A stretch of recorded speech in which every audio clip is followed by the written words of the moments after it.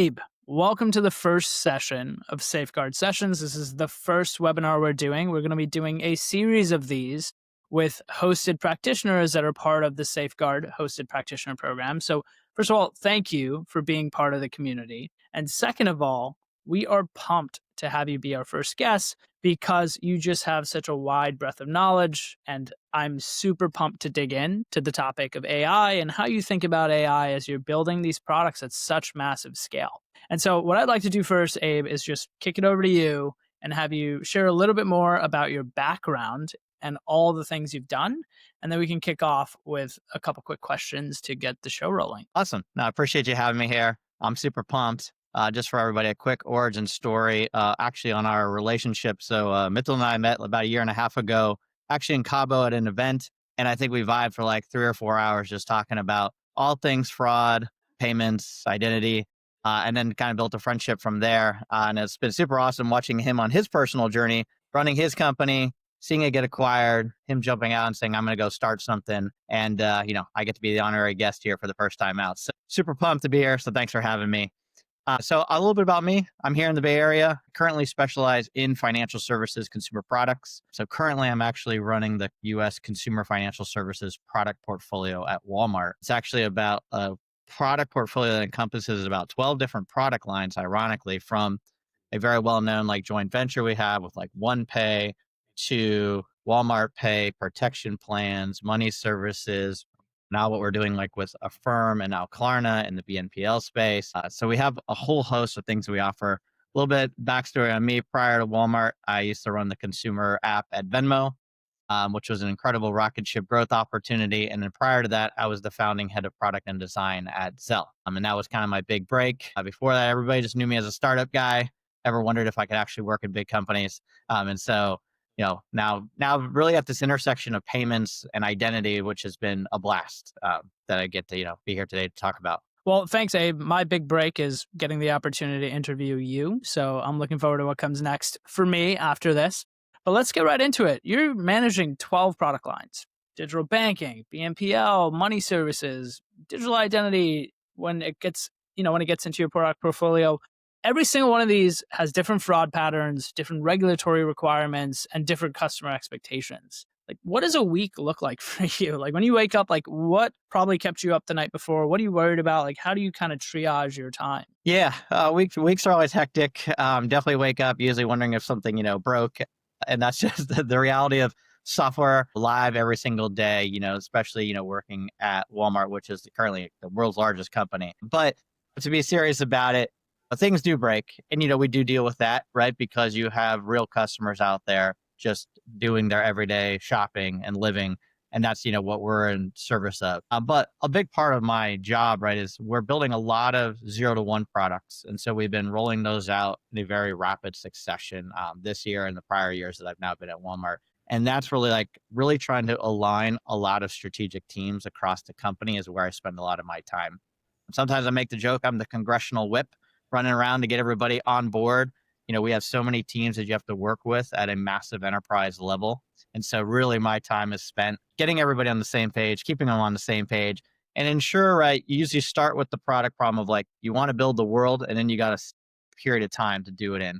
And so really finding that balance between how do we meet that macro objective, but actually ship something fast enough to start to get into market, test it, see how it's working. Gotcha. And so you mentioned a little bit about being the congressional whip.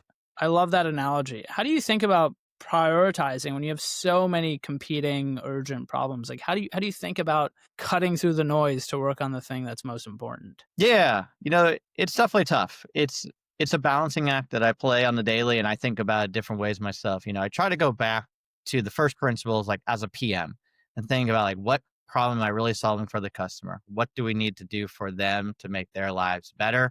And then ultimately they'll get value, and we make money from it. At the same time, sometimes there's just a lot of standard blocking and tackling. The most important thing that I've found that works well for me, at an enterprise of our size in our group is, particularly with financial services, because it is very complicated, understand like what the core problem is, what are we really trying to solve, continue to break it down to its, most unique parts. And that can usually get the velocity to pick back up. So, you kind of start off fast. We tend to slow down a lot, and then you pick up a lot of momentum as you get everybody singing the same song together. And the closer I can keep everybody to that moment, the better we tend to do, in our builds. Yeah, that makes sense. I mean, that's a lot of people to corral at Walmart, just given the size of the organization that you run. I just want to take a quick step back. Before Walmart, you built Zelle 0 to 1. Before that, you were at Venmo, like you mentioned, during a period of hypergrowth. How is managing the fraud and identity stakeholders at Walmart different from what you experienced at Zelle or Venmo? Yeah. So Zelle and Venmo were pretty unique and awesome in their own way. One that was very unique about Zelle was, it was right effectively a consortium owned by the major banks. So they had their own fraud requirements, and banks, to their credit, are extremely good at fraud. And so they just deal with it at such a massive level of dealing with people's money every day. And so Zelle principally was challenged with this unique problem of how do you build this awesome consumer app, but also integrate with the banks at the same time. There was a lot of, cultural challenges of like us clashing, trying to build this awesome consumer product and balancing that act. And it worked out well. Venmo, I think, was kind of the purest form of like product that most people dream of like working at, where it was this hyper growth product, super awesome. Everybody knows what it is. And the teams tended to think in a very modern and like native mobile app way.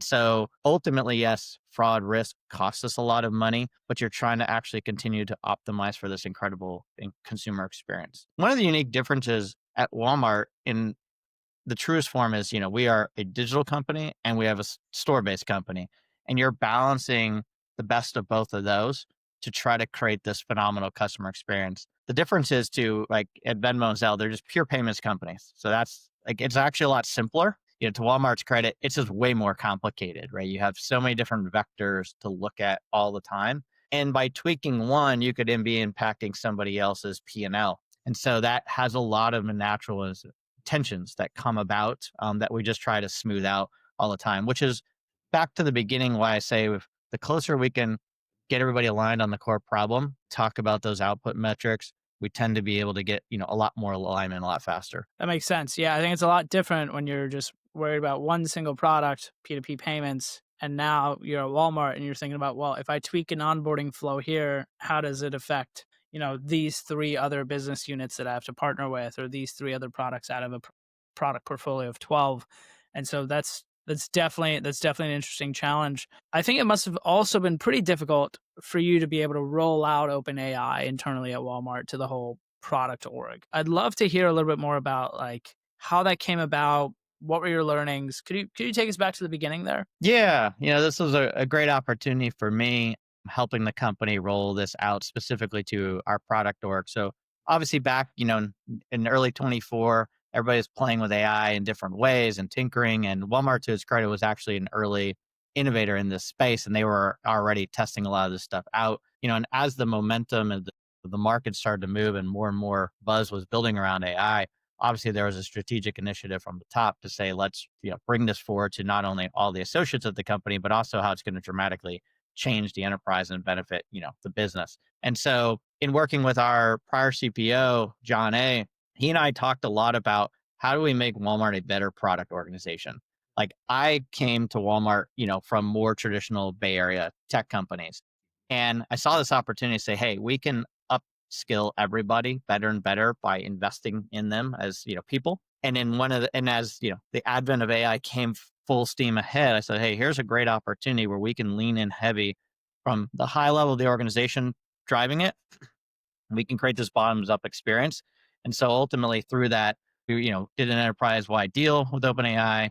We rolled it out to the product org and basically gave everybody free access to start testing and playing with it this year, at full scale. Gotcha. And that's awesome. It's really great to see that Walmart was one of the early adopters of ChatGPT and OpenAI's product suite, because there's just so much that you can do with all of the data and products that you have. But now that it's rolled out, like, what does good adoption look like versus people just having the tool, but it's like, minimized most of the day, not being interacted with?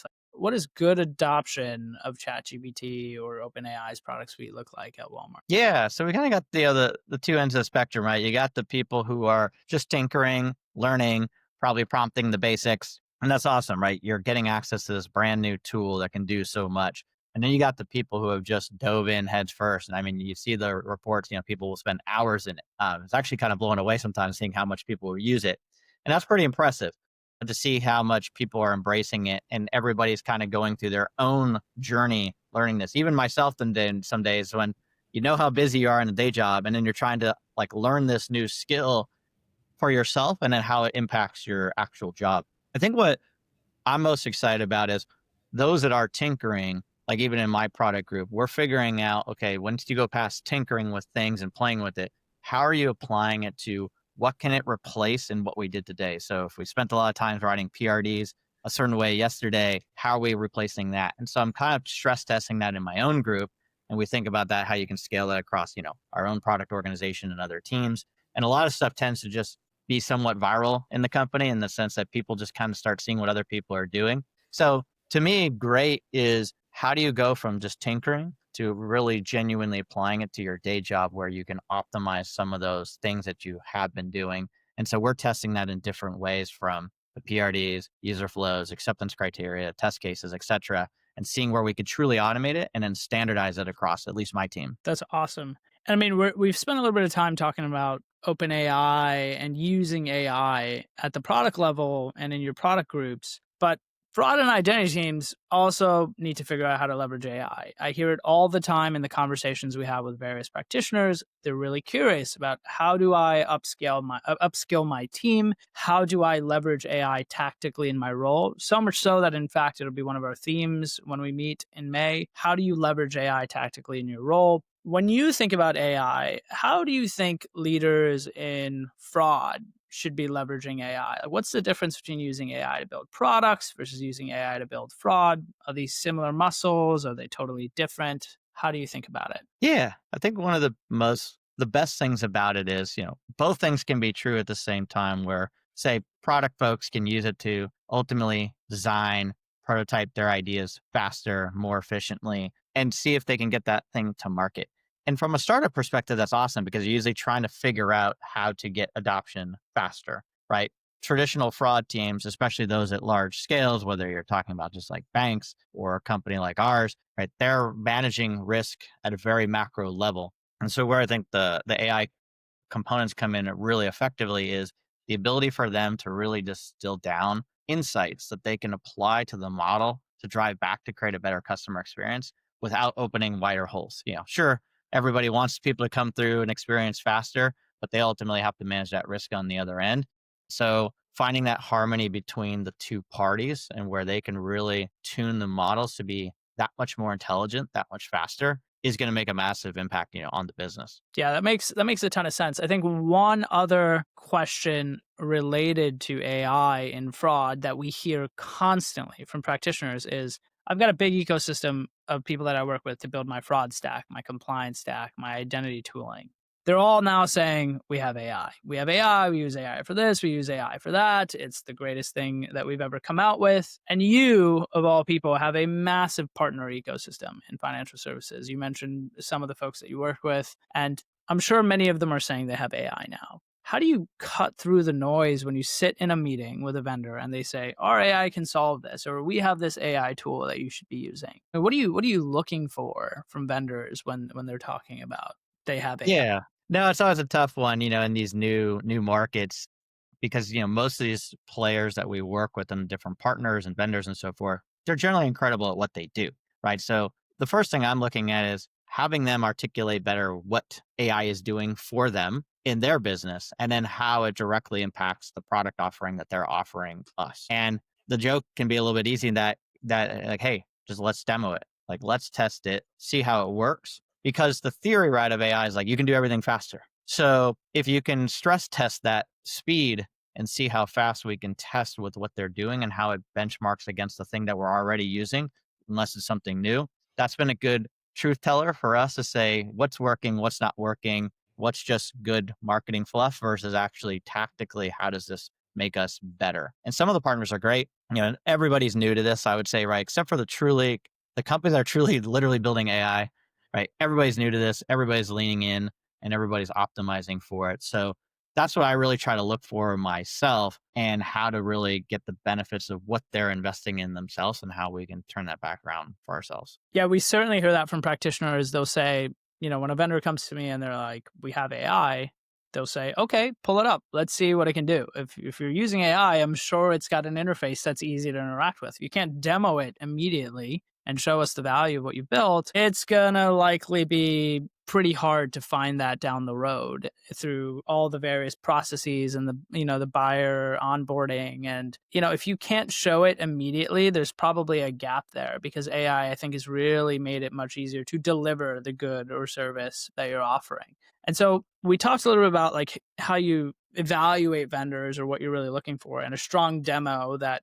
exemplifies the value of what they've created is at the top of the list. But if you take a step back and you think about building in-house versus buying versus partnering, how does AI kind of shape your thinking on that decision? And then if you're deciding that you want to own something in-house versus partnering, I mean, what's driving that decision? Like, what are some of the factors driving that decision? Yeah. So far, and I've remained, adjust my thinking on this. So as the years go on, is not much has changed early on in my thinking of how AI impacts, build, buy, partner. I've always been candidly a proponent of buying a lot of stuff. So startups tend to want to build as fast as possible, and I agree with that. On the thing that I focus on when I talk about build versus buy specifically is the core value and the IP of your company. You should be building and owning that 100%, like no questions about it, because that is the value that you're going to create for the market and what people are willing to pay for. So to give like an example, when we were standing up Zelle, we went out and licensed Mixed Panels Enterprise Edition. Lots of times folks said, oh, well, we can just tag all the events ourselves and we can build a dashboard. And I was like, why would I ever want to do that when there was an incredible company that's raised $80 million to do one thing really, really well? And they're going to empower us to run our business more effectively. So to me, the fuel on the fire is any of these companies that I would buy from now are applying AI to what they're doing and accelerating the value that they can create for us. On the upfront, though, I love to build. I'm a builder at heart. It's where I spent most of my life. So I love to build things. What I think is always important in the decision stack, outside of just saying you should own this IP, is how much do you have to maintain it, right? Startups don't often have to think about this until it becomes a scaled problem. You know, and that's really where I like to think deep about, the build versus buy versus partner decision is just pull the thread a year out, 2 years out, and ask yourself the hard question. If you're going to have to hire a lot more engineers to maintain it and all these teams, the costs are usually not as low as people think they're going to be. And that's where you create a lot of debt, and actually the costs tend to increase. And then everybody gets frustrated because they're trying to fix that versus moving on to the next thing. That's a great frame, Abe. Like, if I keep going down this road of building something in house, am I increasing the complexity and the tech debt over time and increasing the resources it'll take? Or is it diminishing? Like, can I actually invest 6 months now to save myself millions of dollars in the future and be able to run this with a much leaner team? That's an area where like potentially building in house would make sense. Whereas like if you're going to just continuously pile on tech debt, complexity, and require internal trainings and internal tooling to support something that is, like you said, easily done by potentially a solution provider that's spending hundreds of millions of dollars focused on solving that one problem, that's an area where it may make sense to just think about partnering. Well, I want to go somewhere, speaking of partnering, somewhere that fraud and identity leaders and compliance leaders are constantly thinking about, right? There's always this push-pull friction between product, which is looking to deliver the best possible customer experience and make it as smooth and frictionless as possible. And there are folks in fraud and identity, which also are in support of providing the most friction-free experience to customers and the best possible product, but they have to factor in risk, right? And they have to factor in fraud. And so your job is to ship, innovate, move fast, but you're also responsible for fraud prevention, identity verification, compliance. Like, these things are questions that you have to answer to. How do you navigate that push and the pull? Yeah. I definitely haven't mastered it perfectly yet. I kind of go back to one of the earlier things you framed was just about the first principles of product, and not just product in the PM sense, but the product that you're creating that's going to generate the value for your customers. And so the closer I have a lot of fun the closer I can get to fraud teams, identity teams, ops teams, because they actually live and breathe all the problems that we create as PMs when we leave holes. And then the bad guys just start plugging those holes and taking advantage of the system. And so they're on that front line of defense. And so the closer you can bring them, and so they're naturally conservative in that manner, and that's the right thing to be. The closer I can bring them to the customer and say, this is what we ultimately want to achieve against our set of metrics. What are the ones that you're really driving towards, right? Ultimately, right? They could get to like no risk. That would be perfect. And finding that harmony. So actually to give like a fun real world example, at Venmo, when I got there early on, you saw a massive amount of support tickets and related fraud due to people paying the wrong person the first time. So the first time I met you, I sent you $5 for that drink. I paid the wrong person. And then you'd have people calling the ops team to ultimately deal with customer support. And then you'd have a lot of fraud that would actually exist in that. And so it was effectively wide open.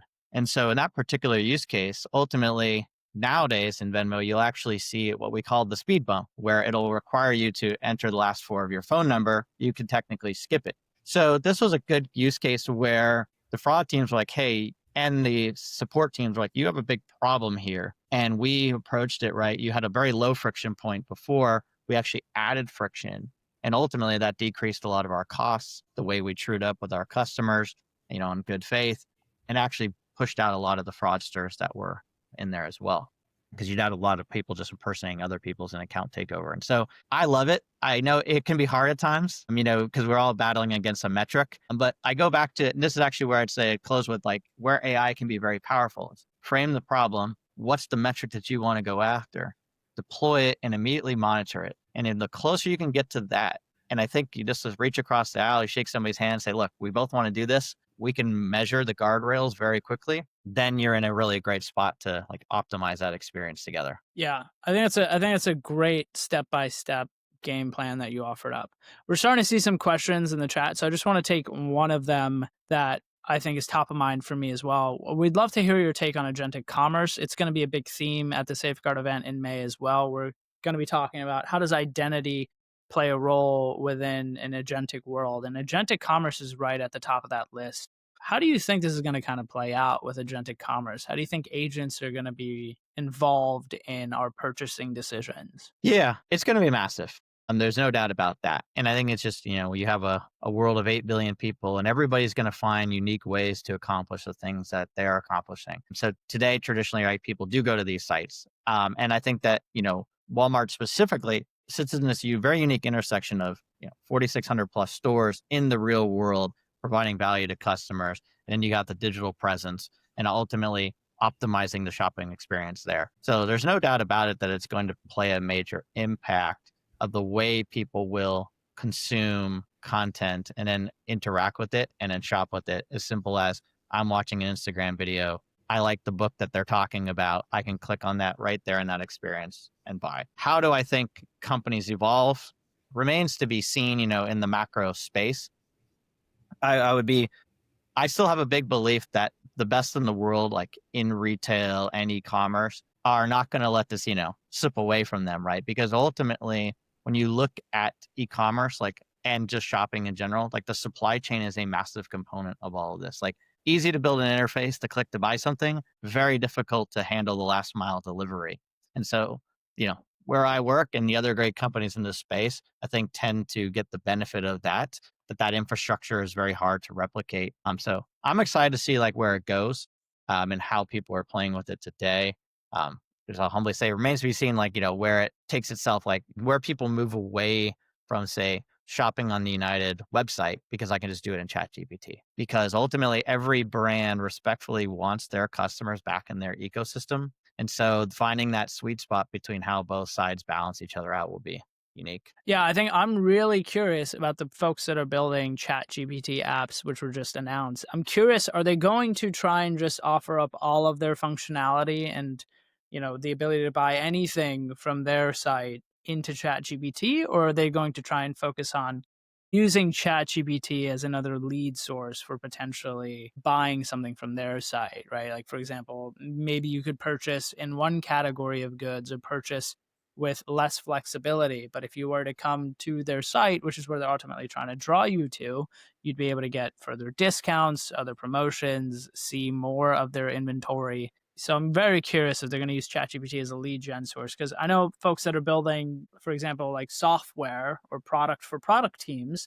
they're trying to make sure that their ranking in, in all of these LLMs is pretty high. So if somebody's searching for like the best way to de-identify website visitors coming to your site, like there's tons of companies that are competing to make sure that like we're the company that gets listed as the best visitor identification tool. So that's more to like eventually draw people to your software. But when it comes to e-commerce and you can start buying right in the chat, what do you offer up? Do you offer up everything, or do you try and use it as a lead generation source? So definitely curious about that side. You're sitting at the intersection of product, fraud, identity, payments, banking. You see things that most people don't yet. What is the one thing that you're paying attention to right now? And what do you think we should be watching more closely? Yeah. So personally, the area that I'm really excited about that's, you're hearing more and more about, right? But the general consumers aren't as deep in it, is the intersection of the stable coin and effectively like, what Bitcoin is starting to represent as like this new form of currency. And you see, in the US administration, there's a heavy push to move in there. You've seen Stripe, acquire companies. So this area is becoming massive. And the second part of that is like, and that's more at the infrastructure level, that for a lot of people that aren't in it, they're like, it's kind of boring. But also its relationship to like real-time payments and the ability to back to like managing fraud, right? So we still live in a world where often you will pay your bill. And this was one of the great promises of what Zelle, part of its mission was to help accomplish was, hey, if I go pay my credit card bill now, usually it doesn't post and clear for a couple of days. You have to wait to have the velocity of money again. The opportunity right now is, can I pay something in real time, unlock funds, and immediately continue on in my journey? And so at the consumer level, right, the infrastructure is going to support the higher velocity of money movement. As fast as a restaurant can get paid, they can settle immediately and they have better cash flow for their business. At the intersection of these two, I get very excited about, and I think how it's going to also change like consumer banking in the end is very unique to me. But the great part about consumer banking is you have a lot of choice and there's a lot of great players out there. We're heavily invested in it. And there's an opportunity to say, how is consumer banking going to change? And how is AI going to accelerate the ability to build these features, people to consume them, and get that direct value out of it, very soon. Yeah, I love that. Like personally, I think micropayments are going to be huge on the internet. So being able to then transact in pennies or fractions of a penny to then consume content, and then you hit basically a paywall that's like, if you want to keep reading, this is going to cost you another penny. I think it really upends and changes the way we think about even content models online and how we consume information. So I'm super excited. Glad you called out stablecoins. I think that's something that everyone is wrestling with and is moving at the speed of light. Hey, this is exactly what we had hoped for. Thank you for going deep. Thank you for sharing some lessons from Walmart, Zelle, Venmo. We appreciate your time. We look forward to seeing you this May. If you're listening or in the audience and you haven't registered or applied for Safeguard yet, please do so at www.safeguardevent.com. And we hope to see you all in the mountains. Thank you, Abe. Hey, thank you. Take care.